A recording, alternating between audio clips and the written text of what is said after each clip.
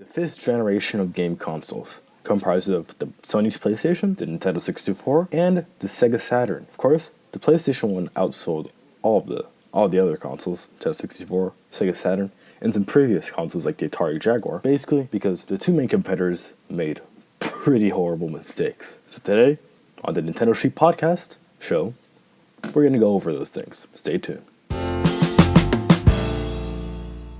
So let's start out with Sega. So basically, E3 of 1995, probably the weirdest launch of any console in history of gaming. Basically, Sega was freaking out of the PlayStation 1, and the Nintendo 64. First mentality of this generation was that the games are going to be 2D games with 3D backgrounds. But then, of course, Sony and Nintendo flipped that around and made it about just full-on 3D games. So Sega was obviously screwed because they developed their console a year before that, and just the console was not powerful enough to compete with those other consoles. Threw in a second processor.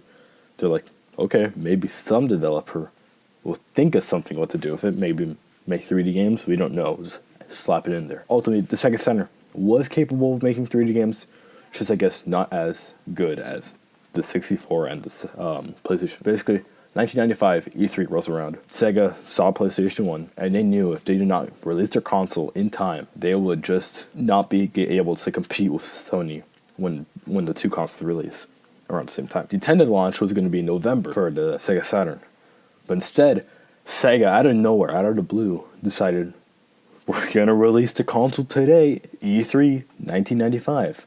Of course, that was like in June of 1995, and no one's really going to expect to buy a game console at that time.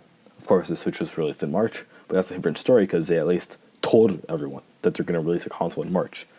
But no one was expecting it for Sega to just randomly release a console, and neither were the developers. Sega basically screwed the developers. They were like, hey, at first they were like, okay, get your games ready for November. And they're like, all right. But then out of nowhere, oh, actually, can you release the game in about like 2 weeks? So that's why a bunch of games were released later with like deluxe and premium editions. Basically, that was the issue with Sega. And that's like around 6 months where Sega Saturn released earlier. The Sony PlayStation sold more than the Sega Saturn in those few months in its first week. So just compare that. Like a week compared to a few months, Sony versus PlayStation versus Sega. So that was the whole deal with Sega. Everyone jumped shipped from Sega. They're like, no, we're not going to make any more games for you, Sega.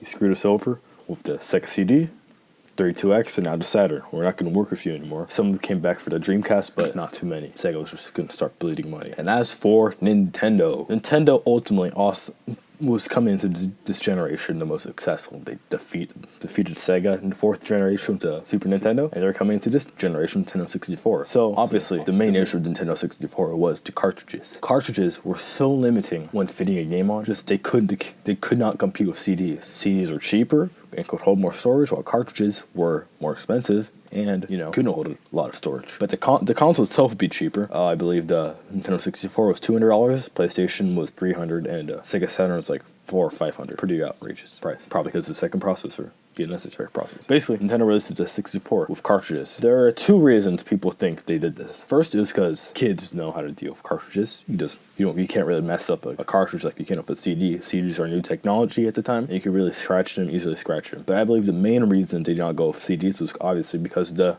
Sony, Philips, Nintendo deal. But that topic can go into a different video. Basically, Sony's going to do a deal with Nintendo for the SNES to make a console, Nintendo PlayStation. Then Nintendo saw that deal was a horrible deal, so they went over to Philips and worked with them to make some games. Basically, that happened. They made the Nintendo 64 without CDs, just cartridges. And Nintendo knew that they messed up because a year before Nintendo released the 64, they announced Nintendo 64 DD. Basically, it was an attachment that goes on the bottom of your 64, and you basically enter these floppy disk drive kind of games. So basically, you're gonna have to buy the system, and you're gonna have to buy the add-on to get all the good games, and then you can put in the games in there. And even at that point, those floppy disks would not hold as much storage.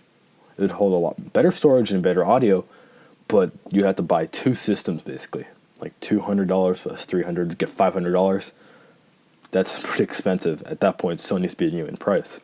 So Nintendo basically dropped that. They delayed it until like 2001 or around that time, when it didn't even matter anymore. GameCube was out to release. But basically, Nintendo was kind of screwed when it came to storage on their games. Square Enix dropped because they didn't want to make Final Fantasy on a tiny little cartridge. Nintendo tried to fix some things up by adding like a little ROM pack into the controller or the system to add more memory. But that simply could not make up for the amount of storage that they would lose by using a cartridge. Cartridges were just really expensive. They have hard plastics, chips, circuits. CDs are just a thin piece of modified plastic, basically. That's basically what a CD is. So that's basically how Nintendo kind of got screwed over. Nintendo could make some... The Nintendo 64 really was more powerful than the PlayStation 1. Just that the cartridges are so limiting, that power could not be used at all. If Nintendo 64 could use CDs, hands down, Nintendo is a lot more powerful than PlayStation. There's no way that the Sony PlayStation could compete with Nintendo if they went with CDs, because their console would just be more powerful, better games, better exclusives. Everyone would be going on for Nintendo with the third parties, and no one would want to work with Sony because they got Nintendo to work with.